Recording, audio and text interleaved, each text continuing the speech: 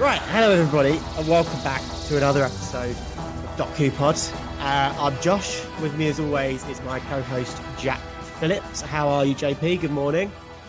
Good morning. I'm tired, but it's strange seeing it this time and kind of what the world looks like at this time on a Sunday morning. And joining us again, special guest Bradley Fuller. How are you, Bradley? Hello, hello. Not too bad, thank you. Good to have you back. Thanks for joining us this week for the Idiot's Lantern. Fucking hell, it was a shit episode, isn't it? I Not don't that bad. understand why it was. I can't work out why it was called the Idiot's Lantern. At some point, the dad is called an idiot. I don't know what the lantern part's about, but it's about the dad being an idiot. I always He assumed it said- was like slang for TV. I probably should have, if I was a professional, I should have Googled this before. But yeah, no, I genuinely couldn't work out why it was called the Idiot's Lantern because there's no lanterns, and let's be real, is there any idiots? I suppose. Is it Maybe because the dad? TVs were like used as lanterns because they were lights? I don't know. I have just Googled it as we're speaking. It was written by Mark Gatiss, which we'll talk about, and the title was recommended by another writer called Gareth Roberts, who recalled the term being used by his father to refer to television. Thank you. So there we go. An idiot's lantern. Is that really what they used to call them? An idiot's lantern? Well, one man's No, dad called it an idiot's lantern once upon a time. No, I'm Oh. presuming he called it a lantern, and it's because it's the dad who's an idiot. It's his TV, so he's the idiot lantern. No, I just told you. I don't It's know. because one of the writers' dads used to call it an idiot's lantern. Oh, I thought you meant he just called it a lantern, not an idiot's lantern. Yeah, no, he called it an idiot's lantern. Anyway, before we jump into the episode, shall we proceed to who knew? Oh, we're cracking on with that straight away. We're not doing it at the end. No, would it? Oh. Did you listen to last week's episode? Yeah, when we did it at the end or briefly in the middle. Well, good to know you've listened to the actual recording then, because I did some jiggery pokery with the editing. And we start off with who knew, and the BBC News theme tune plays underneath it the whole time, and there's some sound effects chucked in there. It's a whole thing, mate. Yeah, it sounded really good. I definitely listened to it. if Right, if okay then. if our special guests aren't listening to our podcast, who the fuck else is? What? Oh, well, if I was not a special guest, maybe I'd listen. Absolute nonsense. Well, start calling me what I am. The Anyway, host. I just on that point, I'd like to thank our listeners. Last week's episode was or is already our second most listened to episode, like in terms of days released versus number of listeners. So people liked the Cyberman stories. Yeah, it's good to know that we're still getting listeners. Good to know that we're still increasing. And thanks for listening, everybody. But now, Bradley Fuller, over to you for the news. Yeah, well, there's not a massive amount this week, but I'm sure Whovians will have heard or seen via the Subwave network on Instagram the new theme tune being released, and I think everyone can agree it's amazing. Murray Gold is a legend, and it's back to the classic. It is a bop. Jack, have you heard it? Yes, several times throughout the household Oh, yes. between that and your new TikTok that you put up, because Oh, yes. there was a combination going through the household while I was trying to work on Thursday and Friday, of just I'd either hear a school bell ring and I'm like, what the fuck is that? Or I'd hear the new Doctor Who theme tune and I'm like, is that the new Doctor Who theme tune? And like I did, yeah, it's not bad. So there you go. So I've heard it. Not of my own accord, but I've heard it. So I don't know. I'm trying to avoid Doctor Who news just in case there's any spoilers or anything. Because Brad, I I won't mean, say anything again, if it's a spoiler. yeah, again, Brad came close because he said something. I can't remember what it was. Was it something about Billy Piper or something? Oh, I was watching a TikTok of the season 2 finale. Yeah, there you go. Oh, yeah, we better keep that. And then forgot Jack was in the background. I'm like a child that you can't like kind of show certain kind of programs to. But, yeah. Just on that, so, Brad. yeah, One of your most Go on. popular TikToks is Michael Scott dancing along to the theme tune. Maybe you do an Yeah. updated one with the new theme tune in the background. See if that Oh, lasts. what a great idea. Yeah. Whilst I'll it's in the definitely do that. zeitgeist. Yeah. Yeah, I'll give that a go. It's very, very up there on TikTok at the moment. There you go, mate. There you go. Keeps the theme recurring. But There you anyway, go. let's anything else to add for the news? I think it has been pretty quiet this week, to be fair. Yeah, no, just along with the official new theme tune, I've seen a couple of other tunes for Shooty Gatwa's Doctor and also Ruby Sunday. They're also pretty cool. So let us know your thoughts if you've heard those. I'm sure everyone's going to love them as well. Lovely. Oh, wasn't he climbing out like a giant snowman or something like that? What? Oh, that's Wasn't You've seen some leaked photos of the Christmas special then. Yeah, no, I saw there was a photo of him like climbing out of a giant snowman or some shit like that. Yeah, he like punches the eye out, I think, of a massive inflatable snowman. I don't know how that's going to go, but Oh, interesting. Yeah, I yeah. haven't seen that, to be fair. have you not? No, no, I'll Google that afterwards. But yeah, I think that's pretty much it. There was like, I think they did a Radio 2 thing with Joe Wiley. I think they had Russell Moffat and Chris Chibnall on, and they're talking about the music and their tenure and stuff like that. So I haven't watched it yet, haven't listened to it yet. So I'll be giving that a little look at this week. Talk about it next week probably. There is also actually something else I forgot about. Quite an important thing, and I didn't know about this.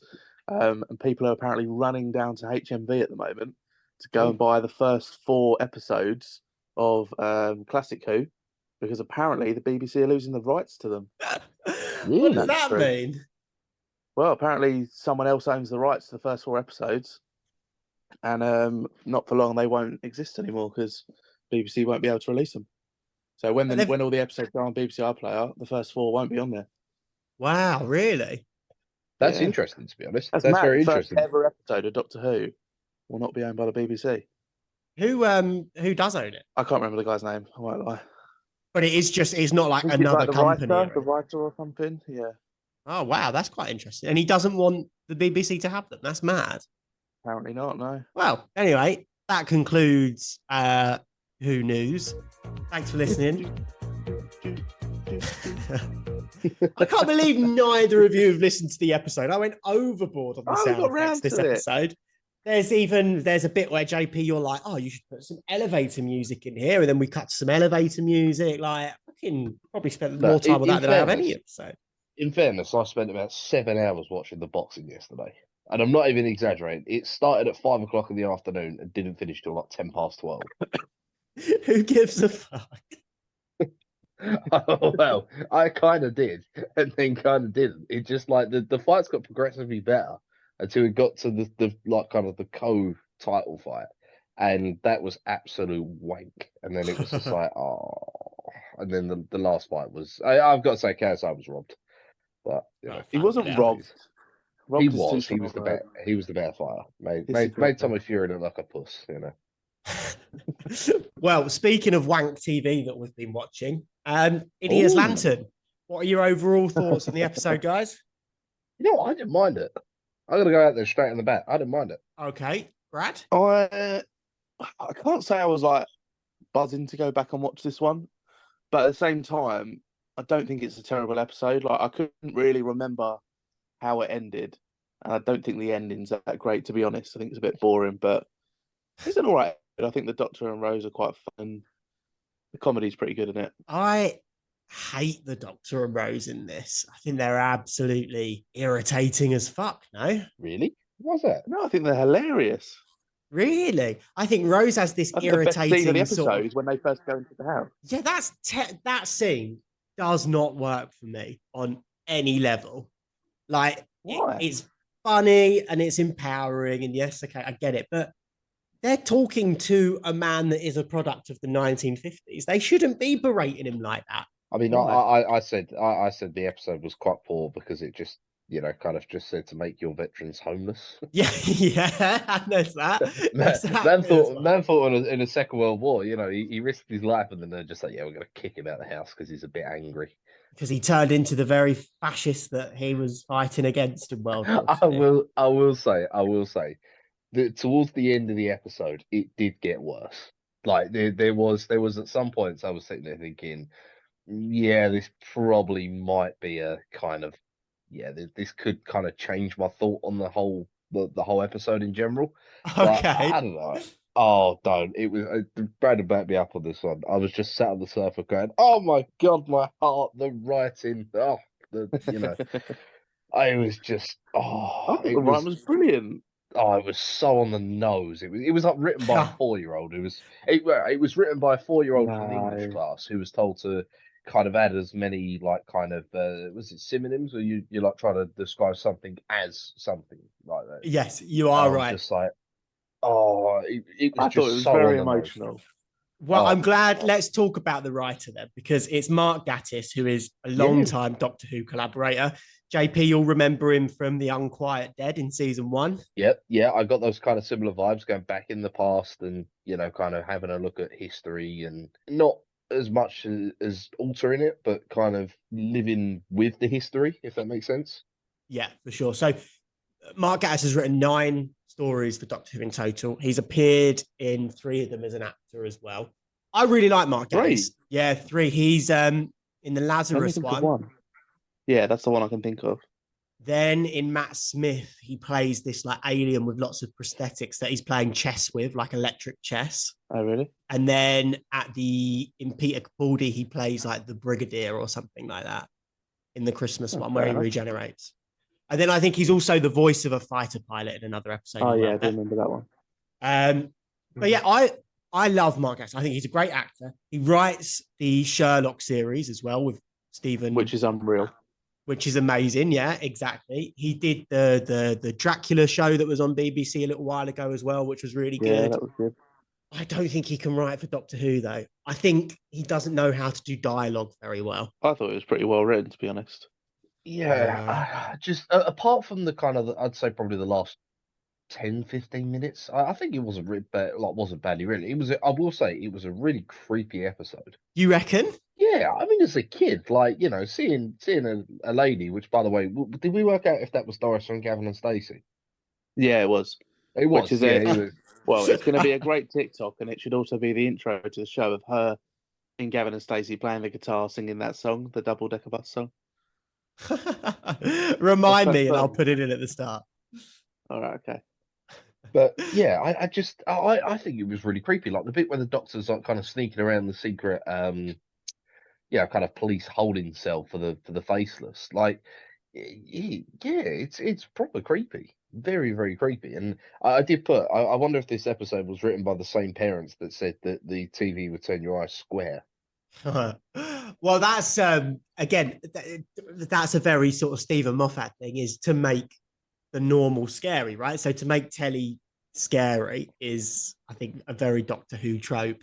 I don't think it works though, man. I think there's one scene of Rose when she's faceless and it just looks ridiculous. I don't think it looks that bad. No, I don't think it looked that bad. And I've got to say, the bit where they've got all the faces in the TV, again, that's proper creepy.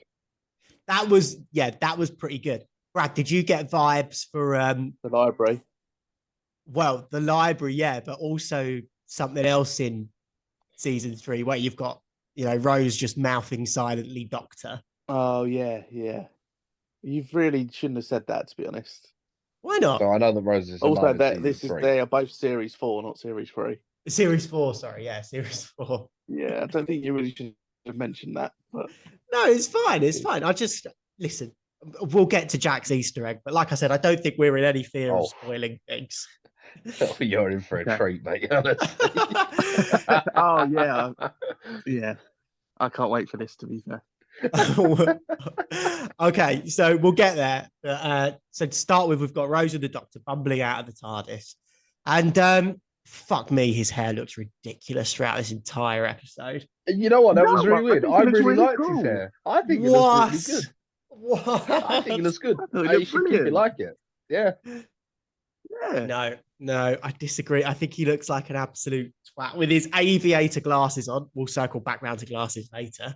And his stupid Elvis hair. It's like, come on. I like it. It's brilliant. The little bike as well. It's proper 50s. Yeah, proper 50s. I'm with Brad on this. His little TARDIS blue moped, I did quite like, to be fair. But the Doctor never dresses for the occasion. What's he doing his hair for this time? It's so out of character. Well, I don't think they meant to land in the 50s, did they? No, they did, but they were meant to be in America.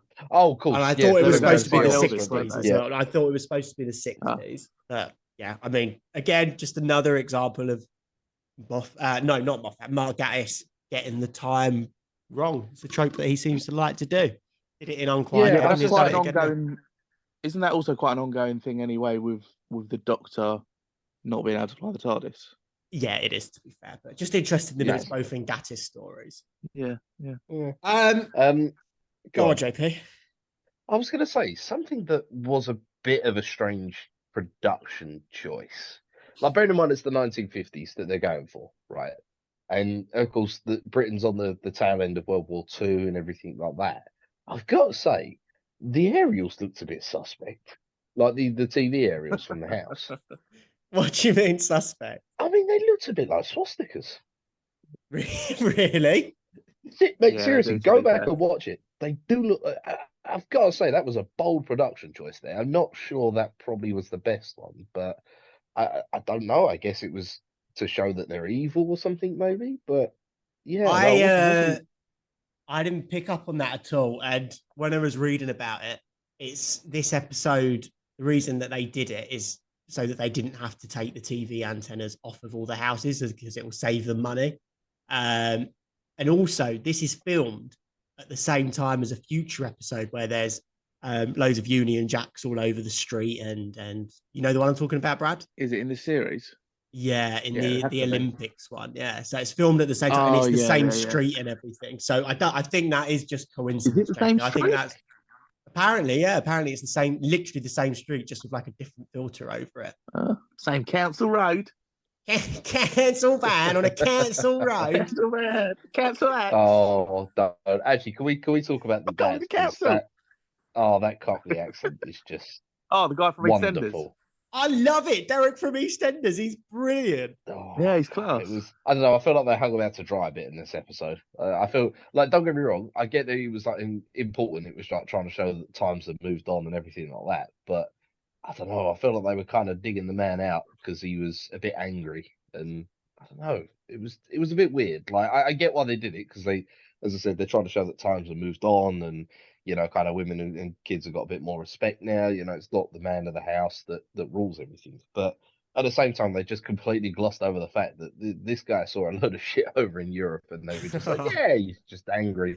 Just kick him out of the house. Don't worry about what he's seen or what he's done. He may have killed a man or several men, but There's one bit where he's like, "Oh yeah, Tommy's a real mummy's boy," and this old lady goes, "Oh, you'll have to beat that out of him." And he goes, "Don't worry, I will." And this like fear just in the kid's eyes, like this is clearly a man that is not afraid to use the belt, and I love it, to be fair. Not the fact that he hits his kids, but the fact that he looks like someone that would hit his kids. No, so I think it's another great example of how like RTD or this time Mark Gatiss really does well for like minimal characters to actually bring their storyline. Like he's not important or anything, but you're like invested in his story. You know his background. You know he's in the war. You know he's that sort of type of guy, and I just think it's a decent backstory line for like a minimal character. You just never got that in the Chibnall era. Yeah, That's inclined cool. to agree, but like Jack said, they don't justify it. Like he is just a man that hits his wife.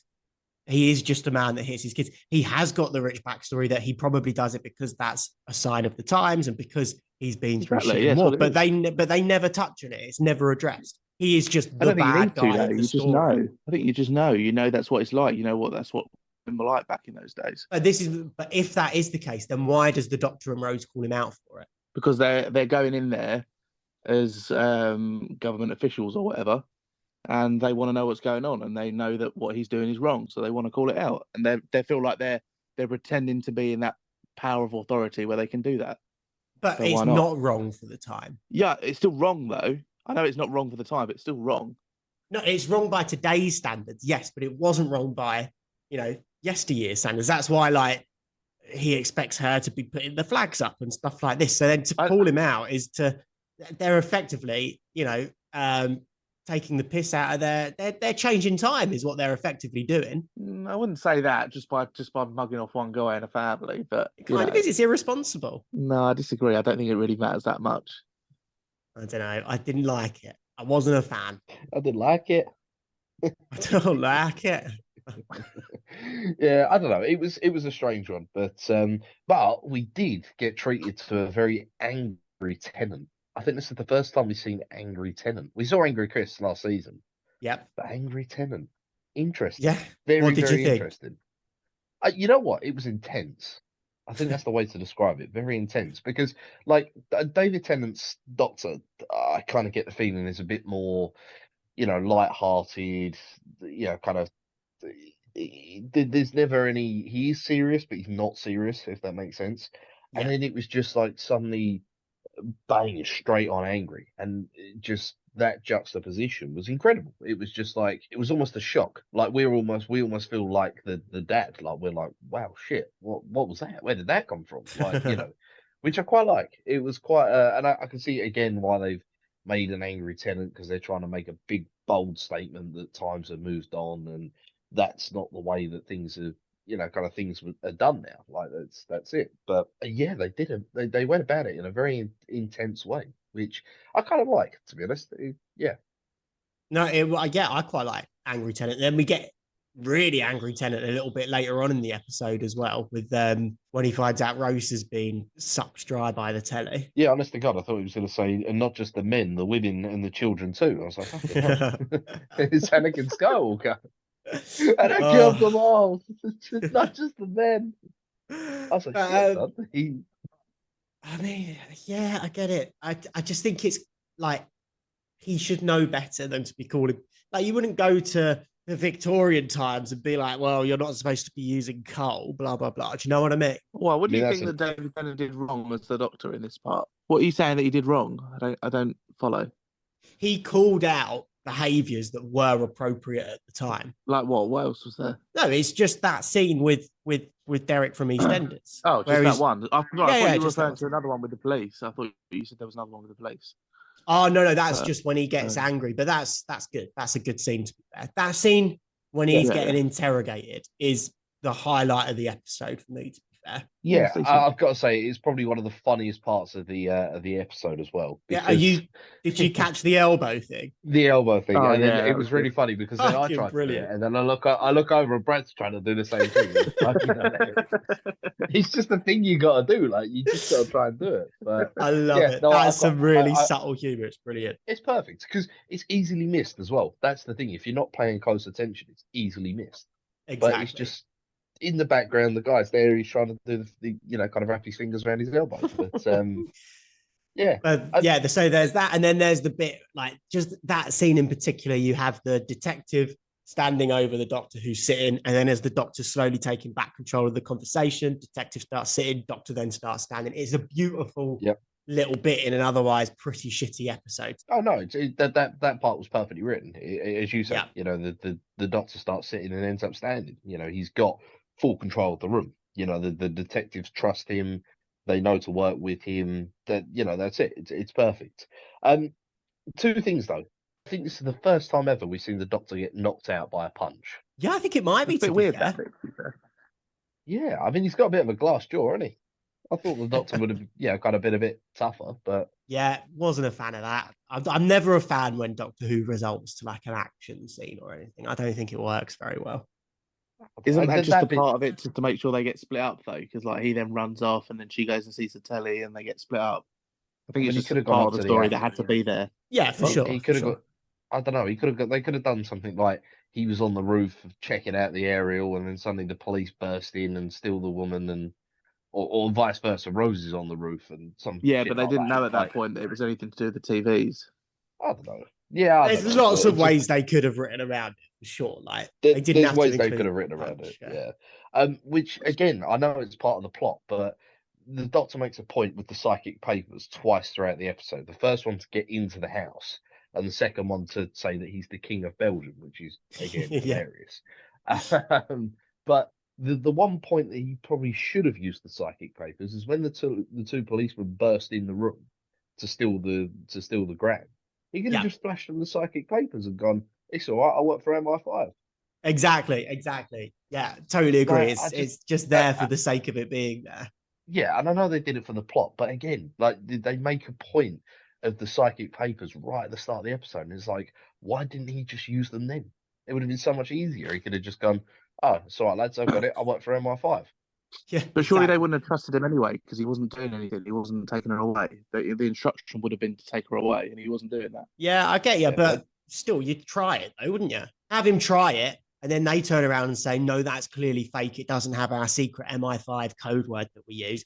Bang, then knock him out. That would have made more sense. At least he's tried. Do you know what I mean? Yeah. No, fully agree. Fully agree. But no, I agree with the psycho paper. I also think this episode, he uses the sonic screwdriver way too much, man. He's pulling it out left, right, and center like a pedo at the school gates. Like, it's ridiculous. Oh, synonyms, honestly. Did you write this episode? I should have done. Yeah. I don't know. I did say to Brent, I was like, I didn't think they used the I sonic need a screwdriver too much, to be honest. No, at least 4 times I counted. Yeah, but Yeah, only you to used like it to unlock unlock like stuff. 2 gates. Yeah, but come And on, scan have a another brain. way around. Like, you don't need to be unlocking gates all the time. You don't need to be scanning the brain. You don't need to scan this device that you've just licked to let us know what it is. You know, like, just put it away. You used it as a Doctor. torch. I do like it when he uses it as a torch, to be fair. I do quite like Really? it. I thought. It's like using a lightsaber as a torch. I'm a fan of it. Yeah. So Yeah, I conflicted. suppose, yeah. So contrary. Uses Should we it break too much, that? but oh, it's great when it's a torch. It's great when it's a torch. Yeah, I think he uses the Sonic too much in this episode. But then you No, I didn't mind it disagree. being used as a torch. No, Yeah, I you like like it it as a being torch. used as a torch. Do you like it being used as a torch when not to unlock gates and scan things? I'm just saying there After he's licked doesn't them. need to be that many gates. Like, have him unlock one, and then we Two get gates. the idea. There's a little cubby hole, and then there's the gate to where they're all being kept. It's We don't really need to not that see him bad. unlock every single one. But how else is he going to get in? Yeah, but we get the idea. Like, leave it to our imagination. Like, okay, we know he's got the sonic screwdriver. He could get in. So do you Just want stop do you pulling want it the scene for him going to the gate still being in, or do you want him to just cut to him being in there? How will it work in your head? out. I reckon you cut to him unlocking the cage with his sonic screwdriver. So you scrap the bit where he unlocks the little cubby hole. Yes. How does he get into the compound then? Yeah. Yeah, but we know he knows about it. Let him infiltrate it off screen. It's fine. I don't Anyway. really think it's such a big issue. Let's move swiftly on to the most pressing matter that this podcast is going to answer this series and for I the can't next wait. 2 or 3 series. The Doctor's glasses. Oh no, that's not what I thought it was. So this is more important than any Easter egg. This is more important than any plot. The Doctor's glasses. He starts the episode wearing his cool aviator sunglasses. Do we think that's anything, or do we think that's just him trying to look cool? All the glasses are for show. It doesn't matter what glasses they are; they're all for show, except for another pair of glasses in the finale, which I won't mention. But he's using the glasses to read the files. Get that? Reading glasses. Not the aviator ones. He's not. Not the aviator ones. That was just mentioning that there's been another pair of glasses. There's lots of glasses throughout this series. Maybe that's the Easter egg. Oh, I don't know. I think I've got. So he's using them to read the files that the police has given him. He's also using them to read not the whiteboard, the board though. You know what I'm trying to, with the strings and things, like the notice board thing. So that would be further away. And then when Rose gets dragged in, he keeps them on to inspect. Like, he knows it's Rose, despite the fact he's got these glasses on from a distance. So could they be bifocals? What does that mean? Like you Two can see different far lenses. and short. Isn't that varifocals? Maybe varifocals as well. Yeah, same. I don't know. I just think they're for show. I don't think they're actually for anything. They're just for show. Okay. Even though he used them in private last week, When was that? when he's on Jackie's computer in the bedroom, he puts them on and there's no one around. Yeah, but like I said, I think they're just there to make him look smarter. But there was no one around to see. Yeah, but the camera's there. The audience still see. Oh, it's a carrot. Yeah, but you're not answering the question. Well, I think I am. They're there JP, for show. halfway through the series, what do you reckon? I don't know. I think I'm kind of with Brad. I think they're there for show. Interesting. That's a boring answer. What's I your wanna thought? find What's out. your thoughts? Well, I after this episode, I would say they're bifocals or varifocals, whatever you want to call them, Why? What evidence have you got to say that? because he was using them up close to read the files, and then he kept them on Yeah. and managed to recognize Rose from a distance, But the fact that he doesn't wear glasses all the time clearly shows he doesn't need glasses. unless contacts. I mean, yeah, it could be contacts. No. Yeah, for sure. Could be, and they Does got Time Lord dislodged need when he got contact knocked lenses? out. Well, does I a don't Time know Lord that. need glasses, for fuck's sake? He doesn't. They're for show. I think they are for show. I think they are for show. But who's he showing off to? No. It's like, Everyone. like if you go to a job interview, you wear a suit and tie, don't you? Because you want to show that you're smart. Yeah, No, I not get that. necessarily. Let's not So he open this whacks on debate the- again. He whacks on the glasses, to give the impression that he's intelligent. I mean, But is who's he intelligent, giving but the impression to? just anyone that's about. The audience. I come anyone back there. to but the audience doesn't count because he doesn't know there's an audience, as in like us, the audience. And last week he wore the glasses, but there was nobody around, which means he's not doing it for show. I don't know. Maybe he's like muscle memory. But I think. okay, it's not. Well, like he's so used to putting them on to show his intelligence, and then he just like kind of just did it just naturally. That was just what he did. Okay, that's a good answer. To be fair, that's a good. I like that muscle memory. We've got a few more episodes this series to really get to the bottom of it, so we'll keep on looking. Well, we've got a few more series with David Tennant actually, so looking forward to this. Confirmed that he's in season 3. Good. So he doesn't regenerate at the end of this one then. This is the most pointless segment of the whole podcast. The glass discussion.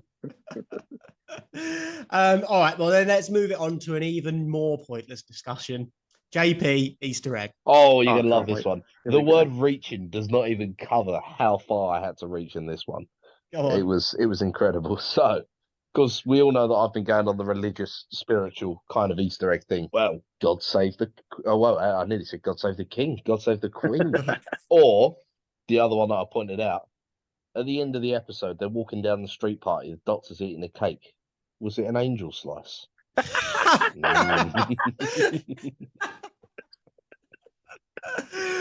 Fucking hell, I unbelievable. think that's the best thing I've ever heard. An angel delight said, or something. Yeah. I'm going to have The to make word- a TikTok relating to an angel slice now. The Also, word I'm well on the reaching. angel slice at the moment. I'm loving that angel I slice. know. Honest to God, like several packs have been consumed. Like, yeah, Bradley. I don't know. I had nothing this episode. That, as I said, reaching was just unbelievable. Was it in this To episode? be fair, is the actual Easter egg in this episode? I don't believe it is. I didn't pick it up, but I also had to turn the last 10 minutes off to come and record this podcast. So maybe it's in the last 10 minutes. Wow. So you haven't actually seen the whole episode? Oh, I know what happens. I watched it to the point where he was climbing up the pylon, and then I was like, "Yeah, I've got the gist of this. I don't need to see anymore."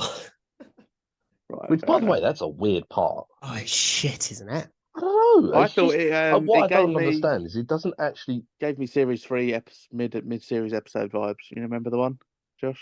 Which you're one? saying. Oh, yes. New York. Yeah. Got you. Fair enough. Yeah, It is in this apparently. Is it? Yeah. JP, do you promise not to go back and look? Yeah, no, I won't go back and look. Then it is mentioned by one of the police officers. Really? He must but have I made an missed it. angel slice. I totally missed it. I missed it as well then. Fair play. Well, yeah, fair enough. We'll keep on looking. JP, I think your theory, I think you'll get it next episode, if I'm being honest with you. I think it will solidify it. Why? Just like who's the bad guy in the next episode, Brad? The devil? Yeah, exactly. Oh, was it the devil? Well, we're jumping ahead.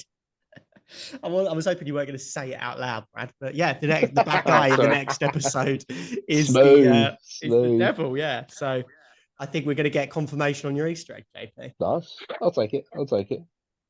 Anyway, let's move it on because I'm so bored of this episode. I have nothing to say about it. My biggest issue with this episode is that woman, The Wire, is the most annoying woman in the world. What, was she just going hungry? Oh, with that whiny voice and feed me. Oh God, fucking! I had to turn the telly down at one point. That might have saved you, mate. Otherwise, your face would have been sucked off. No, I don't know. I kind of Awful liked it. villain. It was that kind of creepy 50s, kind of horror vibe kind of thing. Almost like the Twilight Zone. Yeah, I guess so. Brad, did you like her as a villain? I don't think she's really that. I mean, she's. I think it's The Wire. It's the. She's just the image, but she's a bit creepy. Yeah, she's like when she keeps saying hungry, it is really creepy. To be fair, but yeah, I think don't think she's that good a villain. I don't really understand the plot. Like she wants to suck everyone's face off using the TV for the coronation, but like, what's that going to Exactly. actually solve? What does she achieve from doing that? I think it Were you says, not listening? yeah, so she Jesus. feeds off the energy of sucking people's faces off, and then that will give her enough energy to manifest into a real An body. actual living being, yeah. Yeah. And so what? So then she's gonna suck everyone's face off, make everyone faceless, and then she'll be a real person. Then what's she gonna do on her own? Well, yeah, quite. Well, What's just the next point? feed off of the energy, I guess. It's Like pointless. So the doctor points out that she just wants to gorge off of energy, but she can't manifest herself until she gets enough energy. So that's why they make she makes herself portable, and then once she's done that, I'm guessing she just gorges on the rest of the earth, and then travels I think it's travels the stupid. I stars. won't lie. I like the episode overall, but I think the actual end of the storyline is dreadful. I think it's stupid. The ending I didn't get because they were like, right, okay, so the wire is kind of absorbing energy from people, like from individuals, and the idea is then she's going to absorb energy from like millions of people, which makes sense.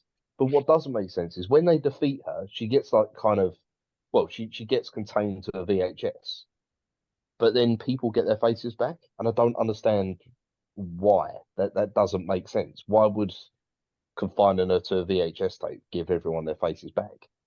There was no like reversal. It's a bit like that. I think they're going for the same thing, in the Doctor Dances, where it's like everybody lives and it's a happy ending. But you're right, it doesn't work here because it's not built into the plot. Yeah, there's instead of I don't know, something stupid, like if he'd have kind of what you used to do with VHS tapes, so you used to have to rewind them and put. Oh no, it wasn't VHS, it was cassette tape.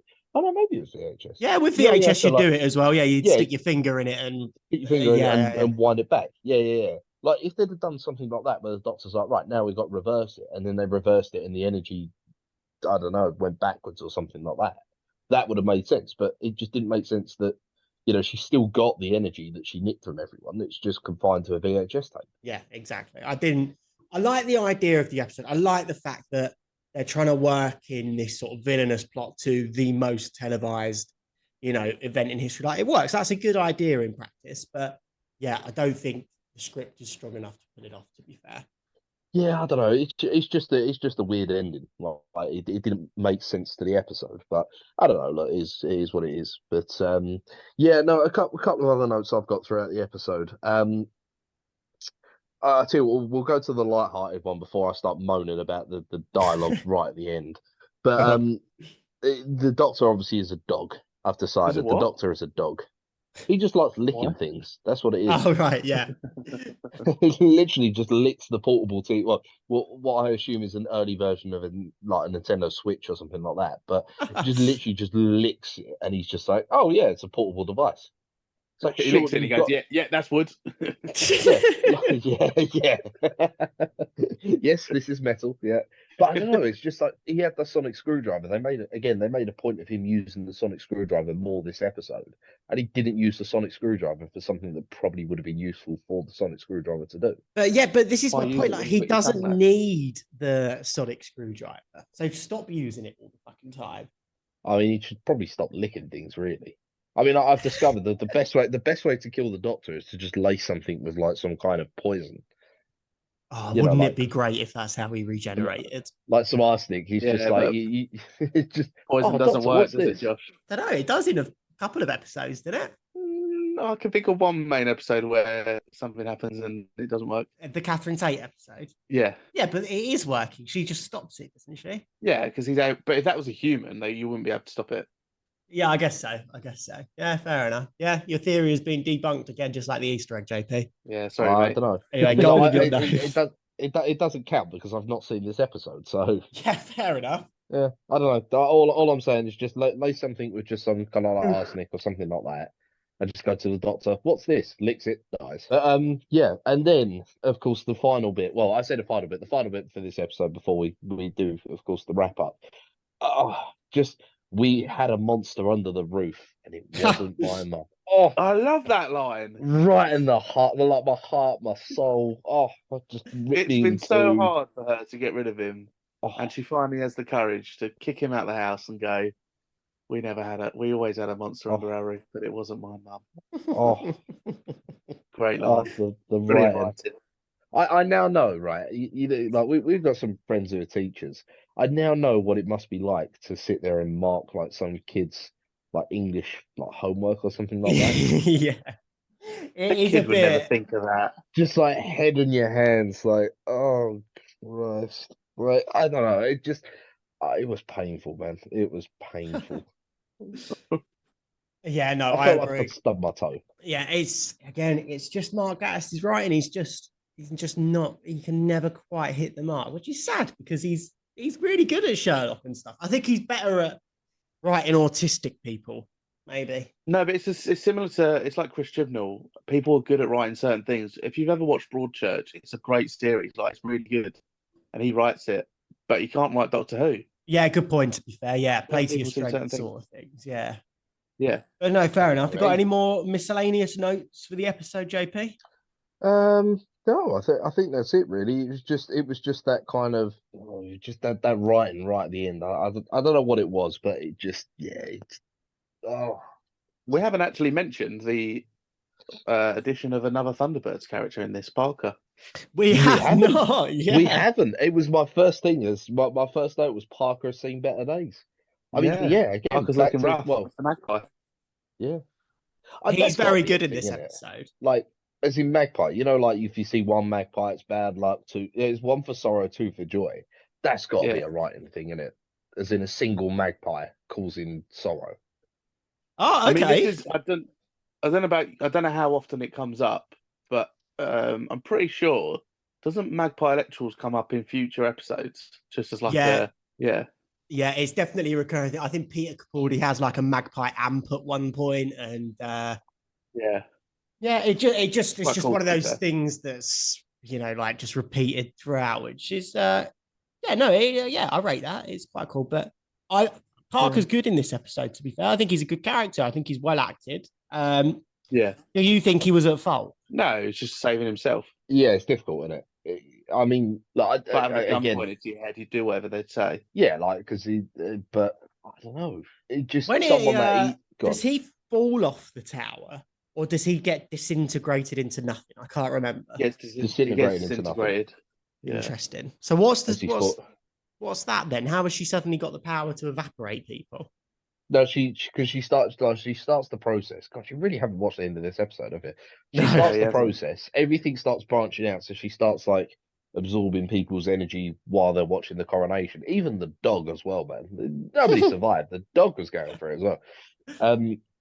And then she betrays him. She's like, "Oh wait," well, she doesn't say, "Oh wait," "Oh no," but like she literally just like the guy Parker's is just like, "Oh, like are you gonna set me free? Are you gonna spare me?" And she's like, "Nope," and then she just like disintegrates him entirely. Right, okay. But where does that power come from?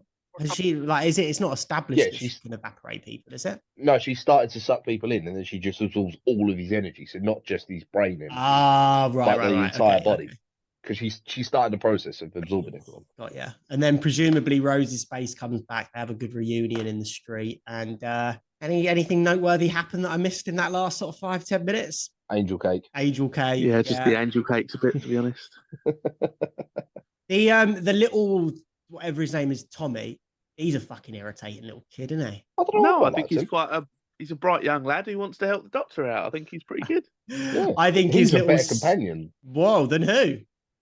I don't know. Who would I say is a better companion? Well, it's Like, only going to be not- Rose, isn't it? No. I'd probably say better companion than Mickey was. What? No. I mean, What? look, He's he's out there not. saving the world from the Cybermen. You mental? I don't know. I reckon they should do that as a spin-off, to be fair. Mickey and Jake versus the Cybermen. I'd watch that. Yeah, that would be good. Yeah. Not that we endorse Noel Clark's actions. Yeah, no, Clark can't do it anymore. It'll have to be recast. Yeah. Who would you get? Idris Idris Elba. Oh, there you go. No. Who could you get? I don't know. Is that just a thing? If you need to cast any black guy, you say Idris Elba. No. I do like Idris Elba. They've got that sort of gruff. I can see Mickey growing into like a hardened sort of Luther type character, can't you? Yeah. I say Yeah, Lenny for Henry. sure. Like, No, like Idris Elba would be perfect because like you cut like kind of like I don't know like 10 years in the future or something like that, Yeah, and it's like a exactly. kind of a semi-apocalyptic world, and then Mickey just comes out of like a half blown up van, and then he's got like the rag, and he's got like a like bandolier of ammunition slung across his shoulder, an eye patch, like that kind of real and it's Idris Elba. That's perfect for Have Idris any of you Elba. ever watched Luther? No, No, but that's the vibe I'm getting. Nah, Mickey could not be like Luther. It's too rough and nah. Idris Elba's too good an actor to do that. All right, fair enough. Fair enough. Denzel Washington then. oh great, Samuel. How They much just of take this it is in- going to stay in? They All just right, let's take it get a Morgan completely. Freeman in. Morgan Freeman. It just starts narrating everything, Oh, who's the guy that's in like all the movies at the minute? He's in Black Panther. He's in Samuel Jackson, no. He's the Michael kid B. in Get Jordan. Out. No, the kid in Get Out. Oh, the other one. Oh. Daniel, Oh, Daniel or David or something. Yeah, there you go. Yeah. yeah, that would be a bad shout actually. Fuck it, You why know not get what? Shooty Gatwa? Because he's the Oh, fucking. there's a Doctor. plot twist. Right. Anyway, I guess we move on to love it or hate it, unless anyone's got anything to add. No, I think No, all nothing good. else about it. Brad, you want to start? It's another tough one to be fair. I love the overall plot. I just don't like the villain and don't like the ending. So I'll still say love it, but a great episode. Fair enough, JP. Yeah, I'm with Brad. Look, to be honest, it wasn't the best episode, but it wasn't the worst episode. And the only Yeah. thing that really kind of caused me a bit of an issue was the psychic papers and that kind of like dialogue right at the end, which it What's isn't wrong with enough. that dialogue? Oh, it's just so wank. It's a bit wank on the toast, man. nose. Honestly, it is just shit. But yeah, I don't know. It's just not enough to like kind of like not ruin the whole episode, but you know what I mean. So I got to say, love it. Interesting. Fair enough. I'm going to go with hate it again. I think it's the weakest this series, potentially the weakest so far. There's that good scene in the middle, quite like Parker's quite good in it, but the rest of it just lets it down completely. JP, what is the worst episode you've seen so far? The school one. Really? Worse than this? Really? Can't stand it. It was just such Worse a than boring Unquiet episode. Dead? Yeah, I didn't mind Unquiet Dead. Nah. It's not worse than this. This is weak sauce. Nah, the school one was just so boring and just. I would shit. say this is the worst episode of this series, but Unquiet Dead was worse than this. Okay, I can see that. I can see that. I do think I'd rather watch Unquiet Dead than this, if I'm being honest. Really? I don't know what Yeah, it is. for Unquiet sure. Dead. It's one that I never want to go back and watch. But when was the last time you went back and watched it? I watched it when Yesterday. I was meant to be coming on the podcast originally. Just never caught up. Really? And you still didn't gel with it? Didn't like it. I just think it's boring. Fair enough, mate. Fair enough. Yeah, fair enough. I do think this is potentially the worst episode of Doctor Who so far. Until a few episodes time. It gives way to the I would say like either the best or the second best David Tennant episodes next week. Did you watch the Next Time trailer, JP? 100%. I did, and in all honesty, I can't remember what fucking happens. When they I just realised I actually lied about the villain. It's not the devil, so I'll keep that quiet. It's not the devil. Oh Isn't it? No, no, they're on some kind of like futuristic planet, aren't they? Yeah. I'll message you, Josh. It's not the devil. Oh, I see. How it Okay. is. I see how it is. Exclude me from the group chat. I don't want to ruin it. I don't want to spoil it. Let me know once you've sent it because my phone's all the way over there. All the way over How am I there. going to let you know? Just say I've messaged you.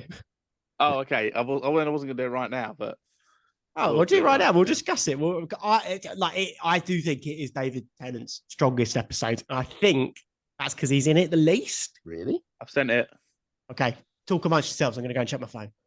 Quick, play what the did he elevator say, music. David Tennant? What did he say about David Tennant not being in it? He said he's not really in it, but it's his strongest episode. In what? The next episode? Yeah. How is he not really in it? Don't ask me. I've not watched it. Right, can we just talk about Bradley's message to me because it might be the most retarded thing I've ever received. I don't know. You can't So, mention it because it's going to ruin it. No, we can mention it because it's the same thing, Bradley, for fuck's sake, that we've I already didn't mentioned. know. I've just had a message from Brad that says, "Oh, it's not the devil in this episode, is it? It's Satan." I didn't know Satan was the same thing as the devil. It's just another name for it, you fucking retard. Also, the actual villain, to be fair, that is the only villain, but the Ood are the proper villains. No, the Ood aren't villains at all. But anyway, we'll talk Oh, about the it. squid things.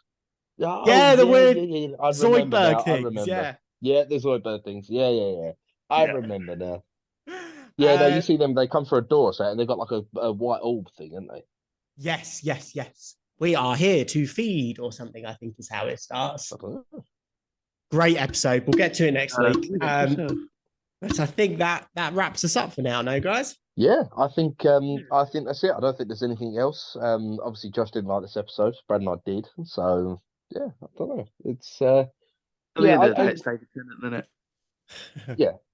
It wasn't wasn't the strongest episode, but I wouldn't say it was the weakest episode. No, I reckon it's the weakest episode of Doctor Who and the weakest episode of this podcast as well. Make note, we will not be recording at 9 a.m. in the morning again. And join us next week where we'll be more animated and more excited to talk about a good episode. Yeah, I'm looking Josh forward will to have actually watched the whole episode. I will watch the full episodes because I love these episodes. Interesting. Well, on that note, thank you very much for listening, guys. Really appreciate the love as always. Just keep interacting with us through TikTok, Twitter, or X as it's now known, Instagram. We've got an email address as well. Send us an email. And just let us know your thoughts if you want us to talk about anything, or if we've missed anything, or even if you don't agree with us, even if you think that we've established on a point that you don't think is there, let us know. Yeah, we want to hear your opinions for sure. Bradley, anything to add? No, nothing from me. Loving it. Well, there's a copyright strike. Right, adios, adios, amigos.